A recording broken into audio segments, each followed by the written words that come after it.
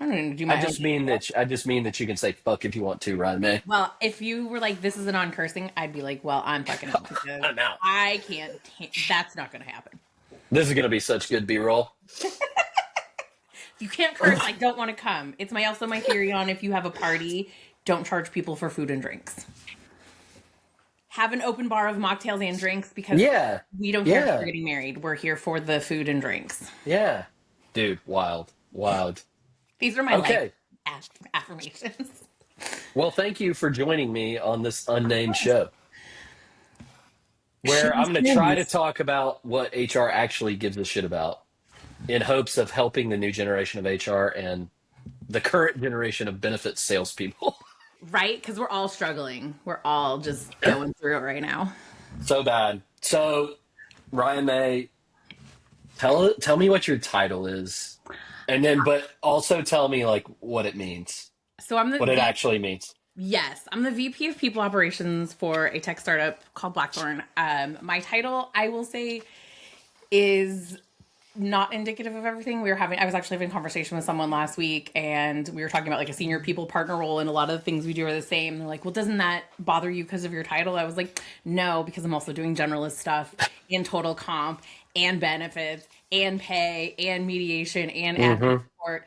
But I think that's not just unique to me. I know you and I have crossed a lot of the same conference paths, and I don't think VP of, head of, director of, manager of, I think we're all kind of doing the same thing in a certain space. It's really until you get into the 5,000 where there's maybe a little more structure. So it's very much like a don't judge a book by its cover because everyone's like, oh, they're VP. I'm like, yeah, that doesn't mean anything. Um, I definitely have sent you like unhinged voice notes where I'm like bitching about something that definitely probably isn't VP level, but that's what it is. Because at the moment I'm like, I just hate this so much right now, but I need to like talk to someone. So I think my title is accurate because of the operations part, but I don't think there's a true title that captures Yeah, everything in a smaller space of what HR and people ops is doing. but it's fair to say even though you're a VP of People Ops, you're a regular ass person. I will always be a regular ass person. I will always be. I am a firm believer. If anybody has done the MBA where they talk about the CEO that doesn't pick up the trash in the parking lot and the one that does, I will always pick up the trash. I think you have to, especially as a leader, not ask people to do things you one don't at least know how to do, even if you haven't done it for a while, and also wouldn't be willing to jump in and help with because that's your job as their leader. So Hell yeah, I love that. Well, you talked about something a second ago. You rattled off a list of like a million things you have your hands in, and always. benefits was one of them. And so, in the space that I'm in, employee benefits, insurance, HR tech, all that stuff, a lot of salespeople think that because benefits are such a huge line item, that it's like all you think about as an HR person. So, how much time do you actually spend on benefits versus other shit? Thinking about benefits or being annoyed by benefits because I feel like those are probably different quotas. How about thinking about benefits because you can control that part. You probably can't control the being annoyed part. Probably could a little bit, but I don't. No, I think it's in waves. I don't spend 365 days a year thinking about benefits. I spend 365 days a year thinking about a total package for my team and people. You and I have bonded because I am human first. I think you've also enjoyed watching me make salesmen's work their ass off to get to the Hmm. point. And we've worked together on several things, and there's been a few where I'm like, hey, that's not it. It's not personal. It's just not going to work for us. Really, anytime obviously a renewal time, it's pretty all consuming. Open enrollment, it's pretty much everything in that point. But as far as planning ahead, I have quarterly. I'm a very list taker type A Hmm. personality. I'm going to check in, especially if I'm not on a model of self-funded or utilizations or available. I'm going to check into that, but I'm also going to pulse our team. We're Hmm. currently on a PEO model, and something we do that's very not standard is we do a benefit survey before we get our renewal to be like, what's important. Hmm. And I don't think benefits salespeople are always prepared for that because we were working. Patrick quoted us, and he was great. I just like want to give him a huge shout out on this because I was like, "Look, I love what you're doing. That one outlier won't work for us." And it wasn't. Oh, but like everybody else, like the hard sell, it was very much like, "No, that's a human. That's a very true human assessment, and great. We'll hit you next time." So that's where I think the disconnect between most benefit salespeople are. And I don't know if I'm unique in people's space. The more you hard sell me, the less chance I'm going to give you the time of day. Yeah, man, there's some gold in there. So benefits consumes you during OE. You think about it probably more than the average bear, it sounds like, from a planning perspective, but it's still not a ton of your time. So tell me this: what actually gets you what you want in your career? And what I mean by that is like, what are you evaluated on by your boss? What do you care about? Like, what do you want for yourself later? And how do you get there? There's a lot of to unpack with that. I think the first thing is, what is my boss evaluated on? My boss is really amazing in that we work in a really non-traditional manner of like, hey, this may cost more, but here's the human ROI, as opposed to just like cut everything, save me money, look great. Which I have also worked for. It is very hard to like stick with for long term. I'm also measured on like how engaged am I. I think something that my CEO appreciates is I can pop off things about our whole company that he may Hmm. not know because he's busy being a CEO. But when it comes to things like benefits, I'm like, hey, that's not going to work because like we've got this situation going on that's very private and it's not out there, and so I know it and everybody else doesn't know it, and obviously like that's going to be front and mind for me. Um, I will also say I think most of us in kind of an operations touch everything role have something we love and hate. I will openly say, and I've said it to you before, benefits is my least favorite thing. So the key to that is I have a roster. I have you on speed dial. My best friend, who is amazing, and I don't know what's wrong with her, is actually a benefit specialist. That's her entire job. It's her career. So I will send stuff to her. I will ask her when I'm doing my own benefits. I'm like, hey, girl, does this look right? Not because I don't know it, but I know I have kind of a preconceived, like, I fucking hate this. I need like that reality check. Like, no, you're doing good. Like, you're doing okay. Um, and really just knowing what your strengths are. My strength is the human element. I have brought in, we have someone on our accounting team who I love. I'm not a math person. I don't do the Yeah. money in my house. I spend the money. So outsourcing and again, having that roster of like, who am I going to go to for what? And if there's something new that is catching my interest, I'm never going to go directly to the company. I'm going to text you. I'm going to text Hmm. communities and be like, hey, who's heard of this? What are we doing? Because the other thing we're seeing is the spend on like convincing us they're the next greatest thing is so high. It's really, really hard to cut through the bullshit. And I don't have time to Yeah. 17 pitches and then the pricing and this. You're not, it's just, I'm too busy. So funny. I really think that this whole episode, this whole video could just be the clip that's like, I hate benefits. I hate benefits, but I do it. I shouldn't say I don't hate benefits. I think we are in a very icky time. Yeah. It's because stuff is changing with legislation. We'll keep politics out of it. Stuff is changing with legislation, but then you have the added layer of we're a multi-state company. Yeah. New York requires stuff. California requires stuff. South Carolina and Iowa and flyover states, they don't require stuff, but where's the line of how to Yeah. make a decision? Because that is, some people will say that's a great cost effective tool. Give people what they're required to have and nothing more. And I guess maybe that's where my hate of benefits comes from, is Yeah. it's a really hard puzzle to solve. And I think when you have a human element, you have to look at the winners and losers and the good and the Hmm. bad and assess not based off of just the spreadsheet.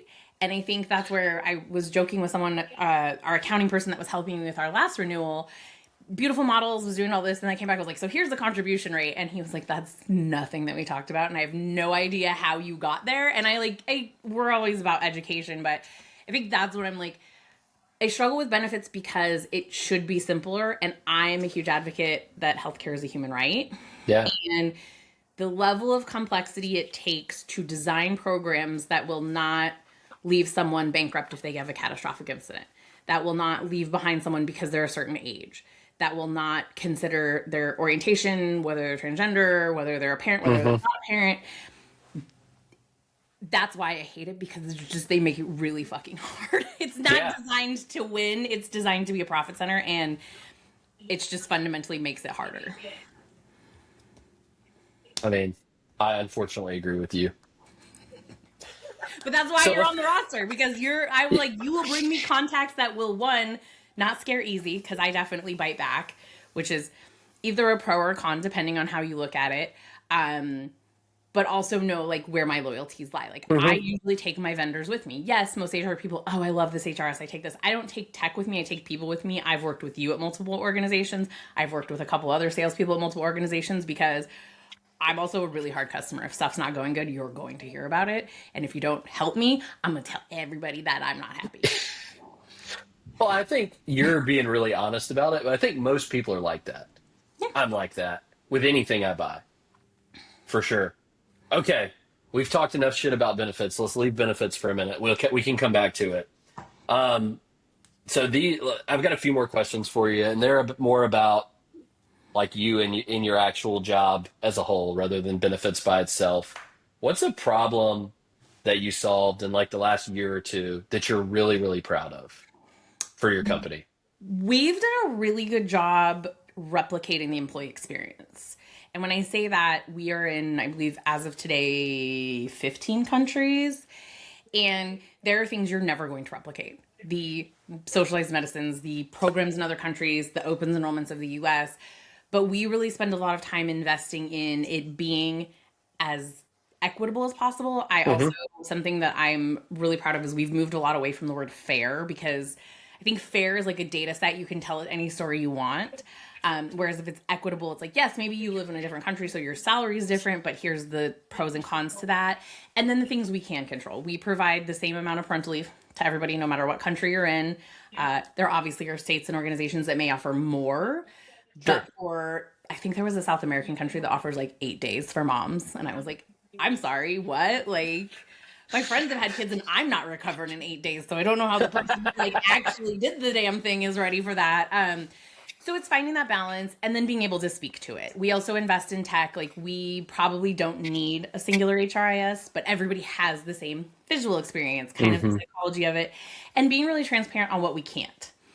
We joke, especially because we were talking about benefits, open enrollment, that's a US only thing. So if people catch wind of it, they're like, ooh, what's that? I'm like, believe me, you don't want to do it. You want no part of Run this. far, run fast. And that's not me saying like what you've got going on is better. It's just, it's different. But we also Right. supplement, we work with an EOR and we do a supplemental in countries where maybe their government medicine isn't top notch, just to make sure it's the same principle. Like, no, we're not providing monetarily the same. It's not all of that. But the principle that, again, there's no catastrophic financial burden if something were to Hmm. happen. That's badass. But I'm not super surprised to hear you say that. But we're people, again, the thing I'm most proud of is I've managed to be in an organization for 5 years, which one is crazy for tech, and two, there's good days and bad days, but we've been Hmm. people first, even when things have been hard. Hmm. And yes, there's the lens of like, oh, you're not people first, you guys have done this or you've done that. The closer conversations, there's never a let's just do the like the cheapest thing and figure it out later. Yeah. So it's, and obviously you can't stand there and be like, so when we were in the session, we talked about all of this and this is what we came to, but really just trying to be repeatable and consistent and showing data. Like when something's gone crazy up, we'll show the numbers and just be like, look, this is what we spend.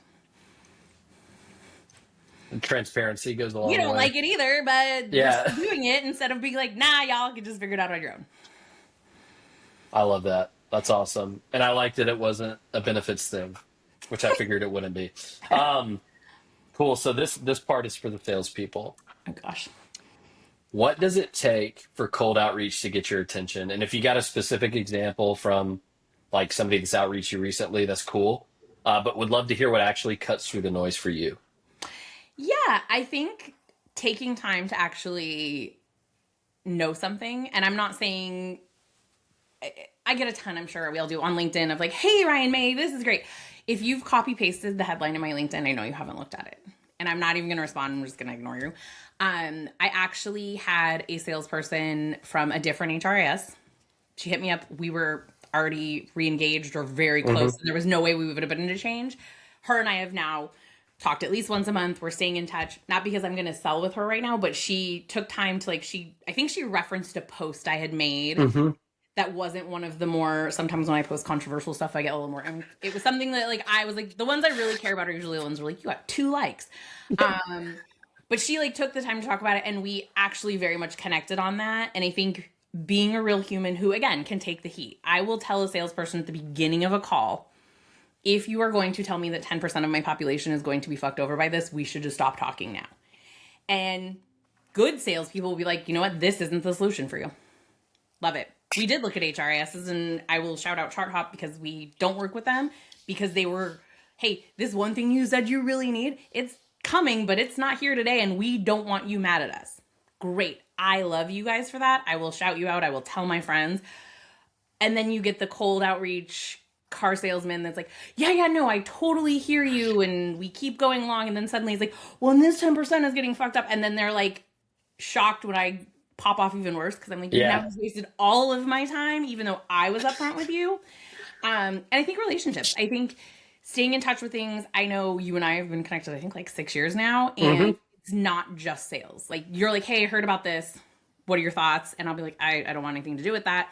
Or I've come to you and be like, I actually need this. So go find me options, because your network's going to be more transparent with you than me having to sit through 20 pitches where only 2 are going to know it. So that's where I think don't be creative. Be very, very creative. I was out of office last week. I always put a little tidbit about what I'm doing in my out of office. That's when I know people actually read it.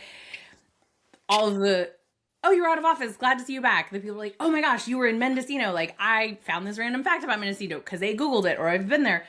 That shows me you at least can read, which is usually like step one for me, because I'm not always sure that is the case with cold outreach. So Yeah, salespeople in general, we got a pretty low reading level across the board. People, I always laugh because like we post jobs. I am not on the talent team. If you're hearing this in whatever space and see there's jobs at Blackthorn that you want, I don't talk to you until your offer is signed. Liking a comment I've posted, go to the website, apply. That's great. I will actively post, hey, we're hiring. I'm not the person. It's not going to help you. I'm not working with agencies. And immediately I'll get 5 agencies and be like, hey, since you don't know how to read, we wouldn't work with you even if we needed an agency. And for candidates, I try and be really nice, because the market's crazy. Be like, hey, I love that you reached out to me. I have no dog in this fight. So I would suggest like go to the website, do these things to get yourself kind of top of front. There's nothing I can do for you. Obviously with candidates, I think it's a little more of a warm touch, but with salespeople, again, if you can't like read the room, agencies, again, if we say no agencies and then you slam me with your pitch, I'm going to be like, well, now I'm never going to work with you, even if I do need an agency. That's so funny. It really shouldn't be that hard. Okay. Tell me about a vendor who sold you something that actually worked like they said it would. We are using a tool, Clar, which is an AI performance management tool. Okay. And I want to be like very cautious in that it doesn't do everything I would love to build like a product that does all of that. I also understand how hard that would be. It hasn't failed in any of the promises they made. Okay. If that makes sense. And they were very transparent in like, hey, we're a newer organization. I think they're less than 3 years old, maybe 3 years old. But here's how you're kind of getting a voice at the table of like, hey, this would be a really cool feature, or hey, we would have this. We asked for some, I can't even, it was a very simple ask, but like 12 hours later, like, hey, we put that in there. And I was like, wow, that's crazy. Stop doing that. Because if we expect it and you're not able to manage that, that's going to also be a problem for everybody. So like, let me just like save you the trouble of like being a yes person to us. But the experience was the AE was someone I had worked with at a different HR tech company.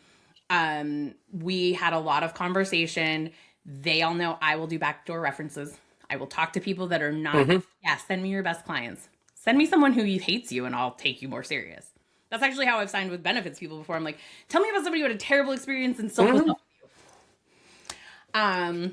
But I think the experience was really helpful in that the support was there, as well as the, hey, we're small. These are limitations, instead of being like, what's on the roadmap? And AI, like it's cool. And I also appreciate any kind of implementation. There's a ton of features we're still slowly rolling out, and I think we're 2 months into this implementation.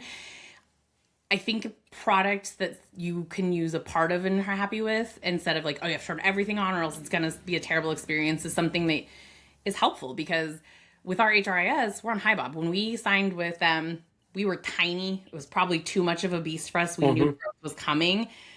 We started with 20% for the first 6 months, and it felt like a lot. We're ramped up now because we've grown, we've added stuff. But there was no like hard sell to add things. whether it was an ad paid module or just stuff we weren't using. It was just like, hey, we see your needs and let's build off that. That's awesome. I love that. All right, this is the last one. You've given me a lot of good juice here, so you may not have another answer to this question, which is totally cool because you said that transparency matters to you, creativity matters to you, being able to read matters to you, valuing relationships matters to you. But what's one thing that every salesperson who sells into HR needs to know that you don't think they know already? I have one for this. I have one for this. Okay. This is not just for salespeople. HR, unless they are a founder, is an employee too. So if you are coming to me to sell an employee experience, that is going to inevitably impact a demographic of people in California or women over 40 or things like that, you've already lost my attention. And it's going back to HR's kind of, I've joked several times, I know you and I have had conversations where like, people think we're kind of robots, and at 5 o'clock we get rolled into the closet and then we get rolled back out to do all the dirty work and do all the layoffs and fires and ruin everybody's lives. And that's not really the case. And we've had salespeople where, especially there was somebody who way back when we were having some benefits issues, like, oh, you should just get rid of Kaiser. I was like, did you look at the census? Cause your girl, and I'm having surgery like 4 weeks before open enrollment shifts over. So I don't know in what world do you think I would like switch all my providers. But it's remember the HR, yes, they are an employee of the company. This will impact them both personally and professionally. And the other thing that we're starting to see less of, but is still there, well, who's the authority on this? Who is it? Finance? Is it the CEO? And anytime somebody asks me that, I'm like, maybe. But when I tell my CEO I think you're an asshole, he's probably not going to sign. Well, and actually, he's really busy, so he's just going to tell me to sign, and now I'm not going to sign either. So thanks. It still gives the go ask your husband. Is you want to buy this car? Whereas I think in my house, my husband's like, if you have to deal with crazy, good luck. Like we could do this quick and easy with me, or you can get that one, and it's not going to be fun for you, and I'm not going to jump in. So it's the same at work. Like if I always ask them, like, why would you think I'm not the decision maker? And salespeople hate that question.